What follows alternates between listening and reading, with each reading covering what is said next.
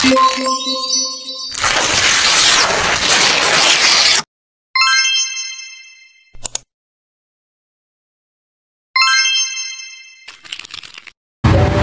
berasal dari bahasa Farsi dan bahasa Indo-Eropa. Seni transformasi alkimia yaitu kimia adalah ilmu yang mempelajari mengenai komposisi, struktur, dan sifat zat atau materi dari skala atom hingga molekul serta perubahan atau transformasi serta interaksi mereka untuk membentuk materi yang ditemukan sehari-hari.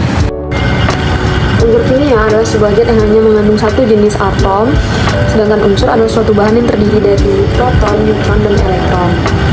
Sebagai membentuk unsur harus berkombinasi dahulu, baru bisa membentuk yang namanya senyawa unsur kimia. Senyawa kimia adalah zat kimia murni yang terdiri dari dua atau beberapa unsur yang dapat dipecah-pecah lagi menjadi unsur. Unsur pembentuknya dengan reaksi kimia yang membentuknya. Contohnya itu hidrogen monoksida, yaitu H2O. Adalah sebuah senyawa yang terdiri dari dua atom hidrogen untuk setiap atom oksigen. Umumnya, perbandingan ini harus tetap karena sifat fisikanya, bukan perbandingan yang dibuat oleh manusia. Selanjutnya, ada model atom Dalton. John Dalton mengungkapkan hipotesis tentang atom berdasarkan hukum kekebalan massa atau Lavoisier dan hukum perbandingan tetap atau Froude. Teori yang diusulkan Dalton adalah yang pertama, atom merupakan bagian terkecil dari materi yang sudah tidak dapat dibagi-bagi. Yang kedua, atom digambarkan sebagai bola pijar yang sangat kecil. Yang ketiga, atom-atom bergabung membentuk senyawa dengan perbandingan bilangan bulat dan sederhana. Yang keempat, reaksi kimia merupakan pemisah atom, penggabungan atau penyusunan kembali dari atom-atom sehingga atom tidak dapat diciptakan ataupun dimusnahkan. Selanjutnya ada beberapa model dari atom. Yang pertama, model atom dari Thomson.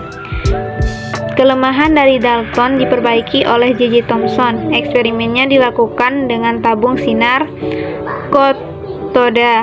Hasil eksperimen menyatakan ada partikel bermuatan negatif dalam atom yang disebut elektron.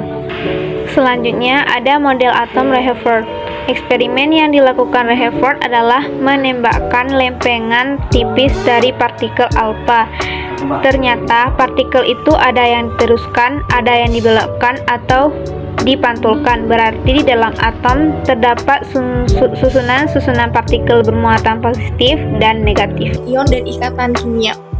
Sebuah atom yang telah memperoleh atau kehilangan satu atau lebih elektron ini disebut dengan atom ion. Misalnya gini, jika natrium dan klorida ini bersatu, maka si natrium ini, atom natrium ini dengan mudah kehilangan satu elektron masing-masingnya, dan si kloridanya ini, atom kloridanya ini masing-masing mendapatkan satu elektron. Hasilnya adalah satu ion natrium bermuatan positif dan ion kloridanya ini bermuatan negatif gitu. Gaya tarik ion positif dan negatif ini, ion negatif ini membentuk ikatan ion. Ikatan ion ini ikatan yang terjadi akibat adanya serah terima ion positif dan ion negatif yang konfigurasinya elektronnya ini sama dengan gas mulia. Alih-alih mentransfer elektron dari satu atom ke atom lain. Dan selanjutnya akan dijelaskan sama teman saya. Organisme hidup manusia bergantung pada senyawa karbon yang sangat serbaguna. Karena pentingnya senyawa ini bagi kehidupan, maka kimia karbon dikenal sebagai kimia organik. Atom karbon membentuk ikatan kovalen dengan hidrogen, oksigen, dan sejumlah elemen lainnya. Mereka juga membentuk ikatan kovalen dengan atom karbon lainnya. Dua atom karbon dapat berbagi dari 1 hingga 3 pasangan elektron. Setiap atom karbon memiliki total 4 ikatan. Menghitung setiap ikatan rangkap sebagai 2. Dalam beberapa molekul, rantai karbon berputar untuk membentuk cincin. Struktur bercincin adalah umum dalam kimia organik. Untuk menyederhanakan diagram, ahli kimia sering menghilangkan atom hidrogen. Anda dapat berasumsi bahwa setiap atom karbon dalam diagram memiliki 4 tingkatan kovalen yang semua ikatan tidak ditunjukkan adalah dengan atom hidrogen. Untuk lebih menyederhanakannya, diagram ahli kimia tadi menghilangkan atom karbon itu sendiri, hanya menunjukkan ikatan karbon jika atom karbon tertentu memiliki ikatan dengan beberapa atom. Selain hidrogen, diagram menunjukkan pengecualian. Misalnya di masing-masing dari dua molekul yang digambarkan di bawah ini, satu karbon memiliki ikatan dengan atom oksigen, yang pada gilirannya memiliki ikatan dengan atom. Semua ikatan yang tidak ditampilkan adalah ikatan karbon hidrogen. Reaksi kimia dalam tubuh. Nah, makhluk hidup memiliki serangkaian reaksi kimia dalam jumlah besar yang rumit dan terkoordinasi dengan baik. Kehidupan mensyaratkan bahwa laju tiap reaksi tersebut harus diatur seteliti mungkin. Pada banyak kasus, senyawa produk dari satu reaksi akan masuk ke dalam reaksi lanjutan dan seterusnya. Jika salah satu reaksi berjalan lebih cepat dari biasanya, maka senyawa yang produksi akan terakumulasi atau terkumpul hingga ke tingkat yang dapat membahayakan. Jika reaksi berjalan lebih lambat dari biasanya, maka rangkaian reaksi tersebut tidak akan menghasilkan produk yang cukup banyak dan terjadi penundaan terhadap reaksi lanjutan.